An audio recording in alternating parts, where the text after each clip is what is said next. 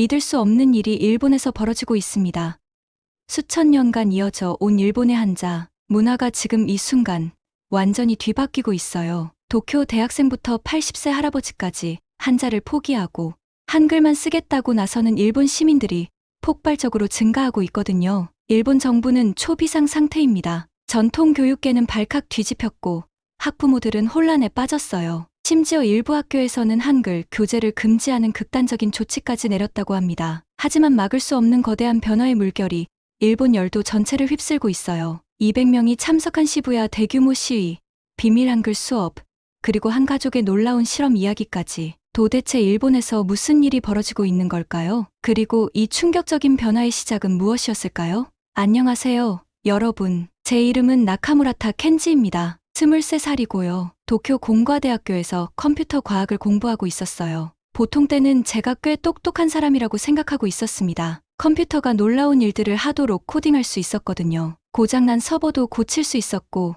웹사이트와 앱도 만들 수 있었어요. 하지만 아주 중요한 한 가지에 대해서는 완전히 틀리게 생각하고 있었습니다. 모든 것이 바뀌기 전 제 평범한 일상에 대해 이야기해 볼게요. 매일 아침 도쿄에 있는 작은 아파트에서 눈을 뜨고 있었어요. 이 좁은 공간에서 가족들과 함께 살고 있었거든요. 78살인 할아버지, 10살인 동생 유토, 그리고 직장에서 아주 긴 시간 일하시는 부모님과 함께요. 할아버지는 매일 우리 집 식탁에 앉아 계셨어요. 스마트폰을 두 손으로 조심스럽게 들고 계셨죠. 마치 폭발할 것처럼요. 타이핑을 하려고 하실 때면 손가락이 살짝 떨리고 있었어요. 할아버지는 간단한 메시지를 보내고 싶어 하셨어요. 병원에 진료 예약도 하고 싶어 하셨고 친구들에게 안부 인사도 전하고 싶어 하셨거든요. 하지만 휴대폰 화면에는 수십 개의 복잡한 한자들이 가득 차 있었어요. 모두 비슷비슷하게 생겨 있었죠. 할아버지는 안경 너머로 그 글자들을 들여다보고 계셨어요. 올바른 글자를 찾으려고 애쓰고 계셨지만 대부분은 포기하고 마셨어요. 휴대폰을 내려놓으시며 깊은 한숨을 쉬고 계셨거든요. 이런 일이 계속 반복되고 있었어요. 저는 그 모습을 보며 가슴이 무거워지고 있었습니다. 제 동생 유토는 다른 문제가 있었지만 그 아픔은 똑같이 깊었어요. 유토는 난독증이라는 게 있었거든요. 뇌가 글자와 단어를 다른 사람들과 다르게 인식하는 거예요. 그래서 읽기와 쓰기가 아주 어려웠어요. 매일 저녁 식사 후에 유토는 자기 책상에 앉아 있었어요. 숙제를 하며 한자를 뚫어져라 쳐다보고 있었죠. 무하고 뱀 같은 글자들을요. 저에게는 완전히 다르게 보였어요. 하나는 나무, 하나는 책이거든요. 하지만 유토에게는 똑같은 구불구불한 선으로만 보이고 있었을 거예요. 유토는 정말 열심히 노력하고 있었어요. 손가락으로 글자를 계속 따라 그리고 있었고 손에 쥐가 날 때까지 연습장에 글자를 쓰고 있었거든요. 가끔 방에서 조용히 울고 있는 소리가 들려왔어요. 학급에서 큰 소리로 책을 읽지 못하면 친구들이 놀리고 있었어요. 시험 점수도 항상 낮았죠. 사실은 아주 똑똑한 아이인데 말이에요. 저는 매일 가족들이 힘들어하는 모습을 보고 있었어요. 하지만 더 나은 방법이 있을 거라고는 전혀 생각하지 않고 있었어요. 사실 저는 한국과 한국어에 대해 아주 강한 편견을 가지고 있었어요. 한국 글자가 불필요하게 복잡해 보인다고 생각하고 있었거든요. 유튜브 영상 댓글에서 한국어를 보면 왜 저렇게 동그라미와 선들을 많이 쓸까? 일본어가 훨씬 낫지라고 생각하고 있었어요. 이런 생각이 완전히 틀렸다는 걸 그때는 몰랐어요. 저는 대부분의 시간을 컴퓨터 수업과 기술 스타트업에서 하는 아르바이트 생각으로 보내고 있었어요. 코딩 프로젝트와 서버 관리에 바빴거든요. 여러 가지 컴퓨터 언어로 프로그래밍할 수 있다는 이유로 언어와 문자 체계를 잘 안다고 생각하고 있었어요. 하지만 사실은 인간의 언어에 대해서는 깊이 생각해 본 적이 없었어요. 그런데 모든 것을 바꾼 일이 일어났어요. 늦은 봄, 화요일 저녁이었어요. 방에서 프로그래밍 과제를 하고 있었거든요. 노트북 화면이 어두운 방에서 밝게 빛나고 있었어요. 부엌에서는 할아버지가 또 휴대폰으로 씨름하고 계시는 소리가 들려왔어요. 유토의 방에서는 아마 한자 숙제 때문에 울고 있는 소리가 들려오고 있었고요. 코딩을 잠시 멈추고 온라인 영상을 보기로 했어요. 특별한 걸 찾고 있던 건 아니에요. 그냥 머리를 좀 쉬게 하고 싶었거든요. 인기 있는 한국 아이돌 그룹의 뮤직비디오를 클릭했어요. 평소에는 한국 음악을 듣지 않았는데 그 노래가 어디서나 인기를 끌고 있었거든요. 영상을 보면서 밑에 있는 댓글들을 읽기 시작했어요. 대부분의 댓글은 일본어나 영어로 써져 있었어요. 하지만 몇 개는 한국어로 써져 있었거든요. 태어나서 처음으로 한국 글자를 정말 자세히 들여다봤어요. 정말로 말이에요. 그 글자들이 생각했던 것만큼 복잡해 보이지 않았어요. 사실 아주 체계적으로 보였거든요. 깔끔하게 정리되어 있었어요. 마치 누군가가 계획을 세워서 만든 것 같았어요. 이런 댓글을 봤어요. 한글은 쉬워요. 무슨 뜻인지는 몰랐지만 그 모양새가 왠지 궁금해지고 있었어요. 동그라미와 직선들이 있었지만 퍼즐 조각처럼 딱딱 맞아떨어지는 패턴을 만들고 있었거든요. 어떻게든 말이 되는 것 같았어요. 그런데 영어로 된 댓글 하나가 눈에 들어왔어요. 그 순간 숨이 멎는 것 같았거든요. 들리는 대로 정확하게 타이핑할 수 있다. 화면에 떠 있는 그 말을 계속 쳐다보고 있었어요. 부엌에서는 할아버지가 또 휴대폰을 포기하시며 크게 한숨을 쉬고 계셨어요. 옆방에서는 유토가 숙제 때문에 조용히 훌쩍거리고 있었고요. 처음으로 머릿속에 이런 질문이 떠올랐어요. 더 쉬운 방법이 있다면 어떨까? 우리 가족이 이렇게 힘들어하지 않아도 된다면 어떨까? 프로그래밍 과제를 닫았어요. 새 웹브라우저 탭을 열었죠. 키보드 위에서 손가락이 잠시 머뭇거리고 있었어요. 그리고 한 단어를 타이핑했어요.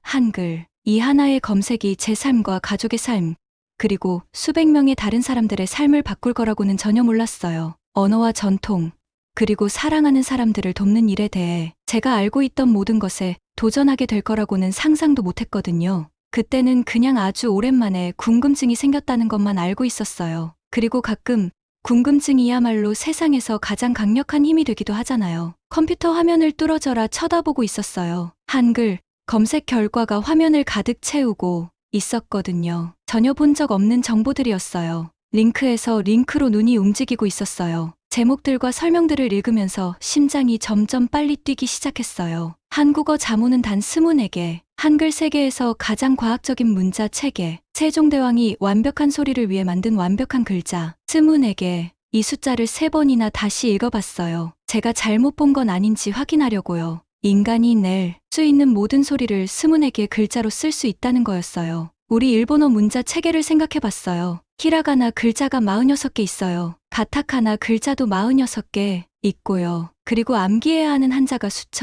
수만 개가 있거든요. 어떤 한자는 단어에 따라 5, 6가지 다른 읽는 방법이 있어요. 그런데 한국어는 24개 글자만 있으면 된다고요? 처음 든 생각은 기쁨이 아니었어요. 화가 났거든요. 이건 말이 안 돼라고 생각하고 있었어요. 한국 글자가 정말 그렇게 간단하다면 왜 모든 사람이 그걸 안 쓰는 거지?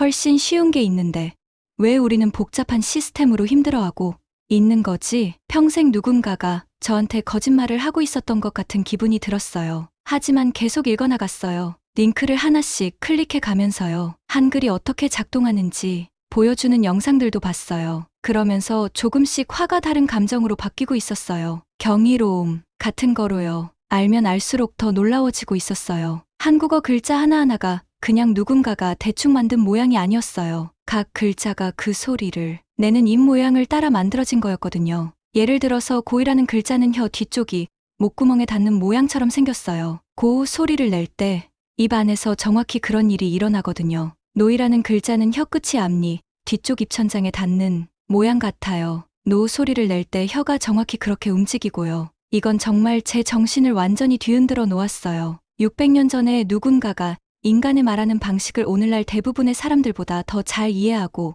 있었던 거예요. 세종대왕과 학자들이 입의 모양, 혀의 위치, 목구멍을 통해 흐르는 공기의 흐름을 연구하고 있었던 거죠. 그래서 이런 물리적인 움직임에 맞는 글자들을 만들어낸 거였어요. 이건 그냥 글자가 아니었어요. 과학이었어요. 공학이었고 예술이었어요. 그런데 여기서 제 속이 메스꺼워지는 부분이 나왔어요. 저는 줄곧 한국 문화가 일본 문화만큼 발달하지 못했다고 생각하고 있었거든요. 한국의 문자 체계도 우리 것보다 못할 거라고 생각하고 있었어요. 그래서 배워보려고 하지도 않았고요. 완전히, 철저히, 부끄럽게도 틀렸던 거예요. 다음 3시간 동안 한글에 대해 찾을 수 있는 모든 자료를 읽고 있었어요. 글자들을 간단하고 논리적인 방법으로 조합해서 음절을 만들 수 있다는 걸 알게 됐어요. 규칙들이 일관되고 명확하다는 것도 알았고요. 한국 아이들이 보통 일본 아이들보다 훨씬 빨리 읽기를 배운다는 것도 알게 됐어요. 하지만 가장 중요하게 알게 된 건 세종대왕이 이 문자를 만든 이유였어요. 세종대왕은 보통 사람들이 한자가 너무 어려워서 읽고 쓸 수 없는 걸 보고 계셨어요. 교육받은 부유한 사람들만이 복잡한 문자 체계를 익힐 수 있었거든요. 이게 임금님을 슬프고 화나게 만들고 있었어요. 나라 안의 모든 사람이 자신의 생각을 글로 표현할 수 있기를 원하셨던 거죠. 그래서 한글을 특별히 일반 백성들을 위해 만드신 거였어요. 배우기 쉽게 설계하셨고 규칙을 간단하고 논리적으로 만드셨어요. 학자들과 귀족들만이 아니라 농부들과 상인들, 아이들까지 읽고 쓸 수 있기를 바라셨던 거예요. 세종대왕의 이런 마음을 읽으면서 계속 할아버지와 유토 생각이 나고 있었어요. 할아버지는 우리 문자 체계가 늙은 눈과 떨리는 손가락으로는 너무 복잡해서 문자 메시지를 보낼 수 없으세요. 유토는 우리 문자 체계가 난독증이 있는 뇌로는 너무 어려워서 학교에서 힘들어하고 있어요. 어쩌면 할아버지와 유토가 문제가 아닐지도 몰라요. 어쩌면 문자 체계가 문제인지도 모르고요. 새벽 3시가 되어서야 노트북을 닫았어요. 머릿속이 새로운 정보와 새로운 가능성들로 빙글빙글 돌고 있었어요. 하지만 무서운 마음도 들고 있었거든요. 한글이 우리 문자보다 낫다는 걸 인정한다는 건 제가 한국에 대해 틀리게 생각하고 있었다는 걸 인정하는 거였어요. 아무것도 모르면서 한 문화 전체를 판단했다는 걸 인정하는 거였고요. 제 자존심과 편견이 저를 바보로 만들었다는 걸 인정하는 거였어요. 그걸 받아들이기가 쉽지 않았어요. 하지만 부엌에는 할아버지의 휴대폰이 조용히 쓸모없이 놓여 있었어요. 옆방에서는 유토가 아마 기억하지 못하는 한자들 때문에 악몽을 꾸고 있을 거였고요. 무섭지만 꼭 필요한 결정을 내렸어요. 다음 날 아침에 실험을 해보기로 했어요. 24개의 한국 글자가 수천 개의 일본 글자로도 해결할 수 없는 문제들을 해결할 수 있는지 확인해 보려고 했거든요. 될지 안 될지는 전혀 몰랐어요. 하지만 몇 달 만에 처음으로 희망이 느껴지고 있었어요. 다음 날 아침 심장이 쿵쾅거리며 잠에서 깼어요. 한밤중에 결정을 내렸는데 이제 밝은 아침 햇살 아래서 보니 정말 미친 짓 같았거든요. 정말로 할아버지와 동생에게 완전히 외국 문자를 가르치려고 하는 건가요? 안 되면 어떡하죠? 문제를 더 악화시키면 어떡하죠? 하지만 아침 식사를 하러 부엌에 들어갔을 때 할아버지가 또 휴대폰을 들고 식탁에 앉아 계시는 걸 봤어요. 화면을 찡그리며 들여다보고 계셨고 손가락이 키보드 위에서 망설이고 있었어요. 의사 선생님에게 메시지를 보내고 싶어 하셨는데 올바른 한자를 찾을 수가 없으셨거든요. 병원이라는 단어를 타이핑하려고 하고 계셨어요. 휴대폰이 거의 똑같이 생긴 20개의 다른 글자들을 보여주고 있었어요. 할아버지의 어깨가 축 처지셨어요. 휴대폰을 내려놓으시며 피곤한 눈을 비비고 계셨고요. 바로 그 순간 시도해봐야겠다고 확신했어요. 방으로 가서 큰 하얀 종이를 가져왔어요. 부엌 식탁으로 다시 가서 할아버지 옆에 앉았죠. 검은 마커로 크고 선명한 글씨로 한 단어를 썼어요.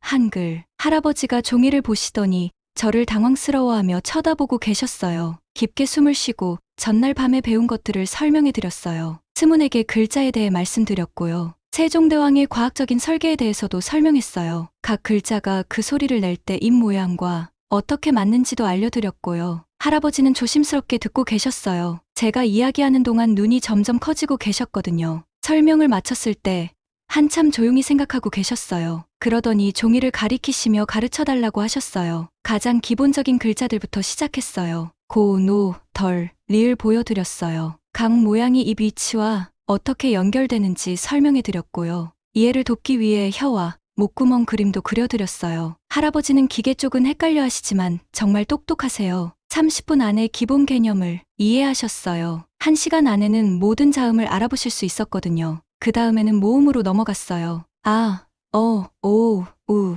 이건 모양이 너무 간단하고 논리적이어서 더 쉬우셨어요. 그리고 마법 같은 순간이 왔어요. 할아버지에게 자음과 모음을 합쳐서 음절을 만드는 방법을 보여드렸어요. 종이에 가를 썼죠. 이게 가 소리를 낸다고 설명해드렸어요. 할아버지 얼굴에 전구가 켜진 것처럼 밝은 표정이 떠올랐어요. 다른 글자들을 조합하는 연습을 했어요. 나, 다, 라, 마. 새로운 음절을 성공적으로 읽을 때마다 더 환하게 웃으셨어요. 2시간 연습한 후에 종이에 간단한 메시지를 썼어요. 할아버지 사랑해요. 각 음절을 천천히 읽는 방법을 가르쳐드렸어요. 할아버지 사랑해요. 그 메시지가 무슨 뜻인지 깨달으셨을 때 눈에 눈물이 고이기 시작했어요. 너무나 행복하고 자랑스러운 표정으로 저를 바라보시는데 제 눈도 촉촉해지기 시작했거든요. 하지만 진짜 시험은 그 다음에 왔어요. 휴대폰에서 한국어 키보드를 사용해서 똑같은 메시지를 타이핑하는 걸 도와드렸어요. 손가락이 천천히지만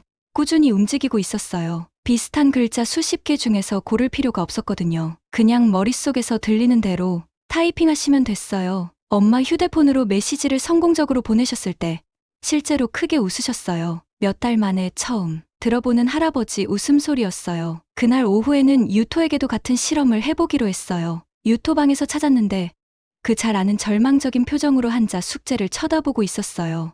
일본어 연습을 억지로 계속하게 하는 대신 다른 종이를 들고 옆에 앉았어요. 이번에는 한국 글자를 훨씬 크게 썼어요. 유토의 난독증 때문에 작은 글자는 보기 더 어렵거든요. 뇌가 정보를 정리하는데 도움이 되도록 자음과 모음의 다른 색깔 마커를 사용했어요. 유토는 처음에 긴장하고 있었어요. 이미 읽기로 너무 힘들어하는 아이에게 새로운 글자를 배우는 건 무서운 일이었거든요. 하지만 이 글자들은 말이 되는 규칙을 따른다고 설명해줬어요. 외워야 할 예외도 없고 같은 글자를 여러 가지로 읽을 필요도 없다고요. 모든 게 논리적이고 일관성이 있었어요. 유토는 할아버지보다 더 빨리 배웠어요. 어린 뇌가 패턴을 빠르게 흡수하고 있었거든요. 일주일 안에 간단한 한국어 단어를 읽을 수 있었어요. 2주일 안에는 짧은 문장을 쓰고 있었고요. 가장 놀라운 부분은 자신감이 자라나는 걸 지켜보는 거였어요. 태어나서 처음으로 읽기가 쉽고 자연스럽게 느껴지고 있었거든요. 자신이 바보가 아닐지도 모른다고 믿기 시작했어요. 그냥 다른 도구가 필요했던 거일 뿐이라고요. 하지만 모든 사람이 우리 가족 실험을 좋아하지는 않았어요. 대학교 친구들에게 제가 하고 있는 일을 말했을 때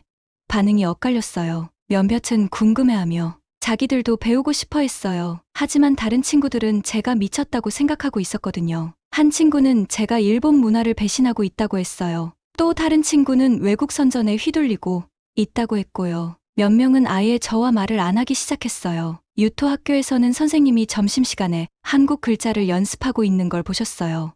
공책을 빼앗으시며 일본어 공부에 집중하라고 하셨거든요. 우리의 단순한 가족 실험이 훨씬 크고 훨씬 복잡한 일이 될 거라는 걸 깨달았어요. 하지만 할아버지가 자신 있게 문자 메시지를 보내시고 유토가 눈물 대신 기쁨으로 책을 읽는 모습을 봤을 때 예전 방식으로는 돌아갈 수 없다는 걸 알았어요. 미지의 영역으로 들어섰고 되돌릴 수는 없었어요. 우리 가족의 한국어 쓰기 실험 소식이 생각보다 훨씬 빠르게 퍼져나갔어요. 한 달 안에 더 이상 비밀로 숨길 수가 없었거든요. 대학교 컴퓨터과학 동아리에서 시작됐어요. 주간 모임을 하는 동안 제가 평소보다 훨씬 빠르게 노트를 적고 있었어요. 친구 히로시가 제 공책이 일본어가 절대 아닌 이상한 모양의 글자들로 가득하다는 걸 눈치챘거든요. 모임이 끝난 후에 복도에서 저를 붙잡았어요. 눈에 호기심과 의심이 가득했거든요.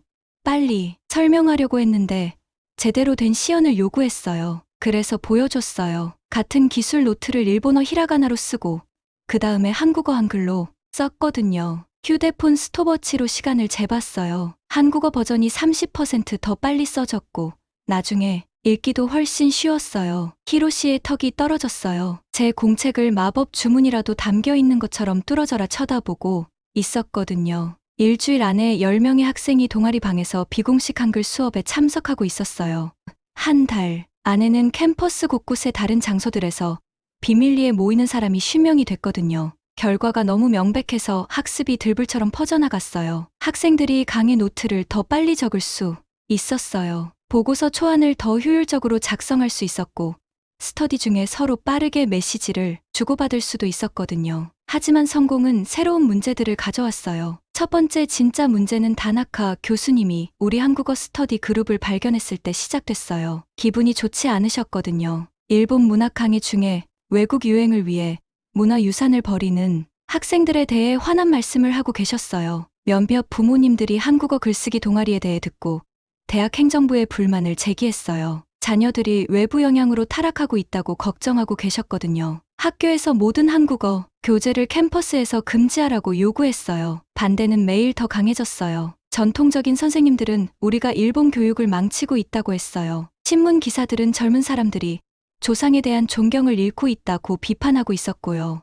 온라인 댓글창은 문화 침입에 대한 화난 메시지들로 가득 찼어요. 하지만 저항이 오히려 더 많은 사람들을 호기심 있게 만들었어요. 학교가 교실에서 한국어 공책을 금지하려고 했을 때 학생들은 일반 일본어 교과서 안에 숨기기 시작했어요. 선생님들이 한국어 학습 자료를 압수했을 때는 학생들이 수업을 외워서 비밀리에 서로 가르치고 있었거든요. 한밤중에 빈 편의점에서 스터디 모임을 가졌어요. 수업 사이사이 화장실 칸막이에서 한국 글자 쓰는 연습을 했고요. 들키지 않고 모임에 대해 소통할 수 있는 암호까지 만들었어요. 제가 이 지하 운동의 비공식 리더가 됐는데 그런 책임을 원했던 건 아니었어요.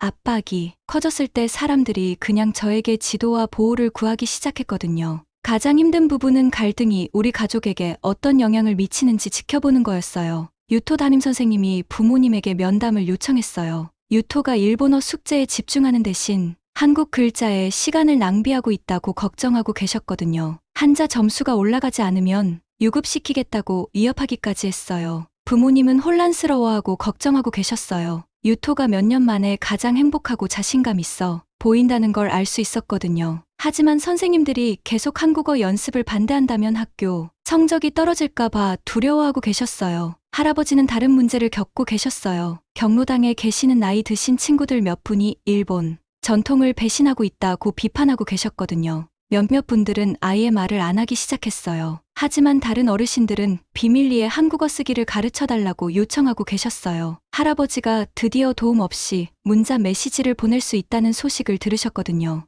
같은 독립성과 존엄성을 원하고 계셨어요. 우리의 단순한 가족 실험이 사회운동이 됐다는 걸 깨달았어요. 사람들이 편을 나누고 있었거든요. 어떤 사람들은 한국어 쓰기를 실제 문제들을 해결할 수 있는 실용적인 도구로 봤어요. 다른 사람들은 일본 문화와 정체성에 대한 위험한 위협으로 보고 있었고요. 긴장은 계속 쌓여갔고 극적인 뭔가를 해야 한다는 걸 알았어요. 화장실과 편의점에 숨어 있는 건 지속 가능하지 않았거든요. 한국어 쓰기가 사람들에게 도움이 될 수 있다고 믿는다면 그 믿음을 공개적으로 변호해야 했어요. 그래서 제 인생에서 가장 무서운 결정을 내렸어요. 도쿄에서 가장 붐비는 지역인 시부야에서 공개 시위를 하겠다고 발표했거든요. 한국어 쓰기가 왜 중요한지, 왜 일본 문화에 위협이 되지 않는지 모든 사람에게 정확히 보여주려고 했어요. 누가 올지 전혀 몰랐어요. 체포될지도 몰랐고 모든 걸 더 나쁘게 만들지도 몰랐거든요. 하지만 더 이상 숨을 수는 없다는 걸 알고 있었어요.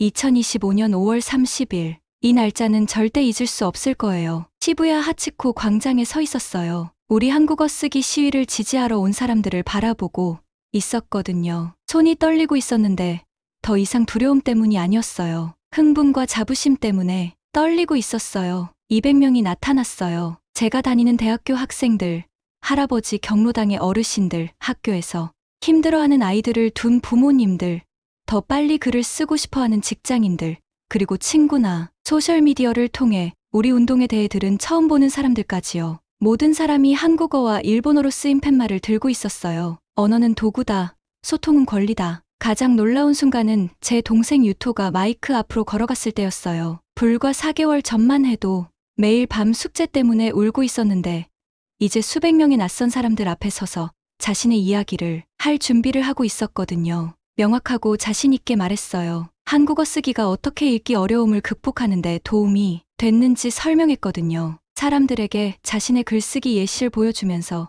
지저분한 일본어 한자, 시도와 깔끔하고 자신감 있는 한국어 문장을 비교해서 보여줬어요. 말을 마쳤을 때 사람들이 너무 크게 박수를 쳐서 몇 블록 떨어진 사람들까지 무슨 일인지 보려고 돌아봤어요. 그 다음에는 할아버지가 마이크를 잡으셨어요. 스마트폰을 들어 올리시며 이제 얼마나 쉽게 문자 메시지를 보낼 수 있는지 모든 사람에게 보여주셨어요. 한국어로 메시지를 타이핑하는 걸 실제로 보여주시면서 더 이상 수십 개의 비슷한 한자 중에서 찾아 헤맬 필요가 없다고 설명하셨거든요. 다른 사람들도 자신들의 이야기를 나누었어요. 한 고등학생은 강의 중에 노트를 더 빨리 적을 수 있게 됐다고 했어요. 한 직장인은 한국어 쓰기가 어떻게 보고서를 더 효율적으로 완성하는 데 도움이 됐는지 설명했고요. 한 할머니는 마침내 도움을 요청하지 않고도 손자손녀들에게 문자를 보낼 수 있게 됐다고 이야기하셨어요. 하지만 그날 가장 중요한 부분은 연설이나 언론의 관심이 아니었어요. 가장 중요한 건 사람들 얼굴에서 보이는 호기심이었어요. 수십 명의 낯선 사람들이 우리 안내 테이블로 다가와서 어디서 한국어 쓰기를 배울 수 있는지 물어봤어요. 부모님들은 자녀를 위한 수업에 대해 문의하고 계셨고요. 선생님들은 이게 학습 장애가 있는 학생들에게 도움이 될 수 있는지 알고 싶어 했어요. 처음으로 대화가 두려움에서 관심으로 바뀌고 있었어요. 우리 시위 일주일 후에 놀라운 일이 일어났어요. 와세다 대학교 한국인 대학원생인 정태원 씨가 이메일로 저에게 연락을 해왔거든요. 우리 행사 뉴스 보도를 보고 도움을 주고 싶다고 했어요. 태원 씨가 우리 그룹에 제대로 된 한국어 교육을 제공해주겠다고 했어요. 한국 문화와 일본 문화를 완벽하게 이해하고 있어서 일본 학습자들에게 이해가 되는 방식으로 설명할 수 있었거든요. 태원 씨의 도움으로 우리 비공식 스터디 그룹이 체계적인 수업이 됐어요. 한국어 쓰기뿐만 아니라 한국 역사, 발음, 회화, 디지털 문화까지 배우게 됐거든요. 멤버가 50명에서 2달 안에 300명이 넘게 늘어났어요. 우리 가족의 변화는 정말 놀라웠어요.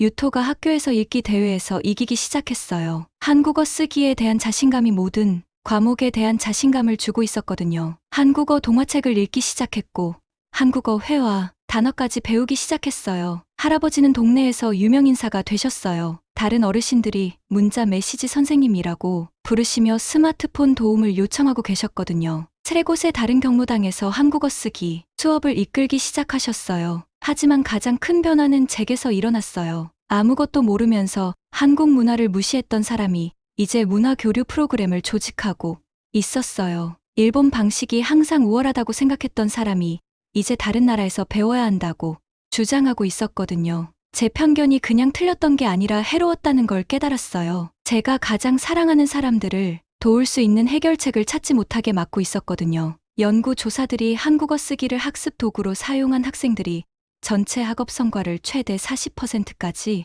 향상시켰다는 걸 보여주기 시작했어요. 몇몇 초등학교들이 학습 장애가 있는 아이들을 돕기 위해 한국 글자를 사용하는 시범 프로그램을 시작했거든요. 정부는 한국어 쓰기를 위협으로 이야기하는 걸 멈추고 잠재적인 교육 자원으로 논의하기 시작했어요. 이번 여름에 우리 가족은 서울 여행을 계획하고 있어요. 세종대왕 동상과 한글박물관을 방문하고 싶거든요. 6세기를 가로질러 우리 문제를 해결해준 나라와 문화에 감사를 표하고 싶어요. 유토가 특히 신나하고 있어요. 한국어 회화 실력을 원어민들과 연습해보고 싶어 하거든요. 할아버지는 세종대왕이 디지털 독립성을 되찾아준 문자 체계를 만든 궁궐을 보고 싶어 하세요. 저로서는 인생에서 가장 중요한 교훈을 배웠어요. 편견을 제쳐두고 실제 문제 해결에 집중할 때 놀라운 일들이 일어날 수 있다는 거예요. 전통적인 자부심보다 실용적인 해결책을 선택할 때 모든 사람이 이익을 얻는다는 거고요. 한국어 쓰기 운동은 계속 커지고 있어요. 매주 일본 전국의 다른 도시들에서 새로운 스터디 그룹이 만들어지고 있어요.